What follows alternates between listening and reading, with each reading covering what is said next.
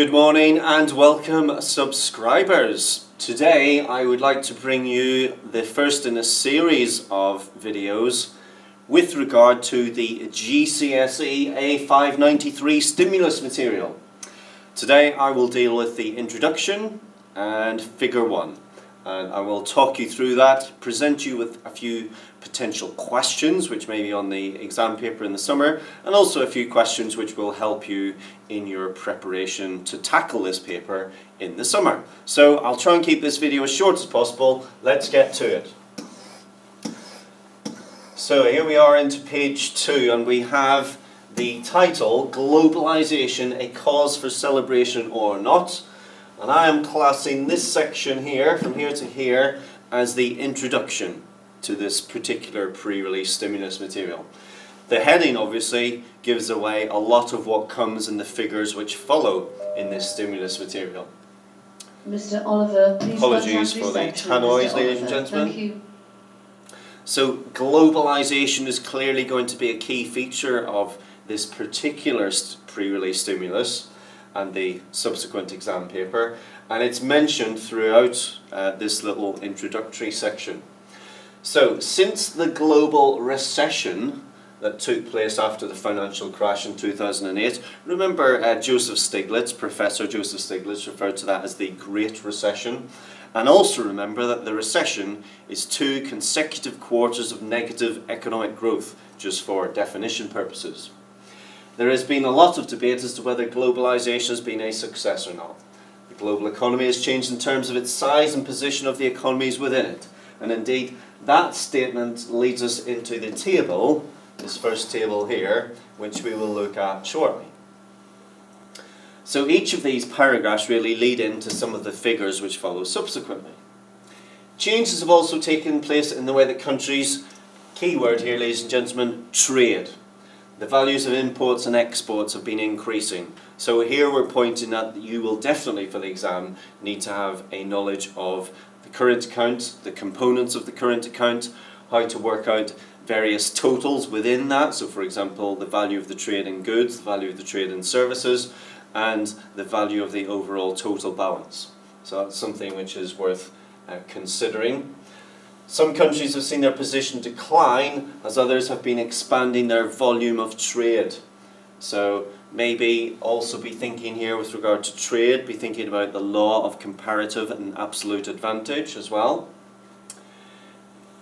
Nice little definition here of globalization. The increased interdependence between economies means that economic problems within the world's biggest economies are likely to affect other economies. So a great, that, ladies and gentlemen, is known as systemic risk. And a great example here in the northeast of England, where we have the most efficient car plant in the whole of Europe, Nissan, Sunderland, on our doorstep. When there was an earthquake in Japan, about a year, maybe a year and a half ago, the production at Nissan Sunderland was brought to a halt for a short period of time because they could not get the supplies in from Japan. And this is of course to do with globalization. All these countries were all now interlinked together. So when something happens in one part of the globe, it adversely affects something which another country many thousands of miles away because of that interrelated trading relationship. It used to be said that when the United States sneezes, the rest of the world catches a cold. So in other words, when particularly the US economy experiences a downturn, because it's the engine of world growth, everywhere else suffers as well. And now they're saying that maybe that's also the case for China. Now that Chinese growth is moderating, although it's still sort of 7 and a bit %, which is nothing to be sneezed at, pardon the pun. Moving on, globalization means that countries need to be competitive. Now this whole notion of competitiveness is very important. Do be aware of the differences between internal competitiveness and external competitiveness, something which I'll come on to shortly.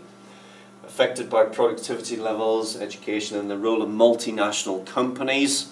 Again, Joseph Stiglitz writes at length about the role of multinational companies. If you haven't read his book, Making Globalization Work, there are 1 or 2 chapters within that book. If you Google it, you can actually download the PDF of the whole book, and there are 1 or 2 excellent chapters within that book about the role of multinational companies, the pros and the cons within this globalized world. And then we have the usual sort of a group of economics students going to investigate, and here are their findings. So let's look at some of their findings. So this is the first figure which I'm going to talk about today, the changing position of the top 10 economies in the world economy. Countries ranked by total GDP. Now this notion here of PPP, purchasing power parity in US dollars at constant prices, very important. This whole notion of making comparisons at PPP in constant prices. So what does PPP actually mean? Well, those of you who read The Economist, you'll be familiar with the Big Mac Index, I'm sure, where the price of a Big Mac in America is measured in dollars, so it's about $5.60, something around that. And then that is compared with how much it would cost to buy a Big Mac globally. They use a Big Mac because globally the Big Mac is one of the only things which you can get in a consistent form around the world. So for example, in Switzerland it costs, I think, around about, on the most recent index, around about $7.50. So that means that relative to the US dollar, the Swiss franc is obviously overvalued. It's too strong. Now that, of course, it puts the Swiss at a competitive disadvantage. Whereas if you look at somewhere like Turkey, where the price of a Big Mac is around about $2.70, something like that. So that means that the Turkish lira is significantly undervalued, giving the Turks a competitive advantage. And therefore it's very important when you're making GDP comparisons that you're measuring comparative baskets of goods looking at PPP. So I'll come back to PPP with a few examples and so on at a later time. GDP at constant prices is very important as well, because that means that when you see GDP at constant prices, you immediately know that any growth, if there is any, is due to economic growth. It's not due to inflation. Whereas if it was GDP at current prices, that would be due to inflation in the economy. So this is your data set and comparison. Obviously this will appear, the questions on this table will appear at the very beginning of the exam paper, so don't anticipate anything too difficult, I wouldn't have thought, with regard to questions. So I think the types of things that you might want to consider would be these. So these are just a few questions which I'm getting my students to prepare, and maybe you might like to consider these yourselves. They may or may not appear in the exam paper, but it will all be good revision anyway. So to define the term globalization, explain the meaning of the term increased interdependence. We'll ignore question 3. Define the term internal competitiveness. Now this comes back to the paragraph here about the multinational companies and so on. So to become more internally competitive, you can hammer down on wages, you can make your workers more productive, you can buy new machinery and get access to new technology. All these things would make you more internally competitive. But of course, they are more painful methods, especially if you ask your workers to take a cut in wages. That's a very painful thing for a worker to have to accept. However, for a long-term growth strategy, becoming internally competitive is the better way to do things rather than external competitiveness. External competitiveness means to be doing something like Turkey, for example, to have a very undervalued and depreciating currency, which means the price of their exports are very internationally competitive. So outline policies used to improve competitiveness and then evaluate those policies. That's another potential area that you may wish to look at.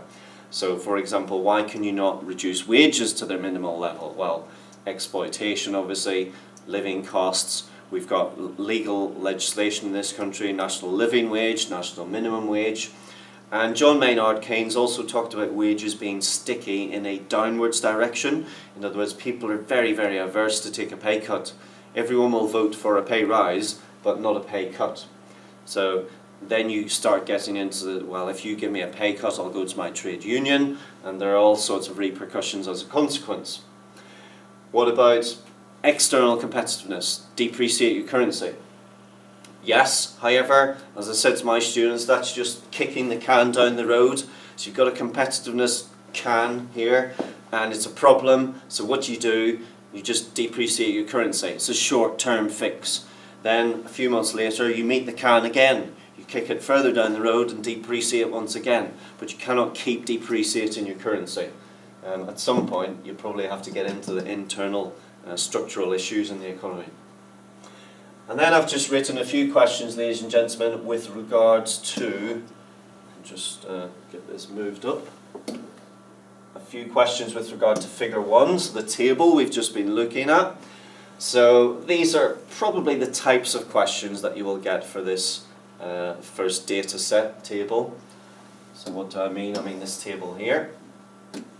So identify the 2 countries which have moved most significantly up the table, most significantly down, country which has dropped out of the top 10, distinguish between GDP at current and GDP at constant prices. So this one, as I said, when you see GDP at current, you can't tell if it's growth or inflation, or a little bit of both, it's not clear, whereas constant, you know that it's all growth.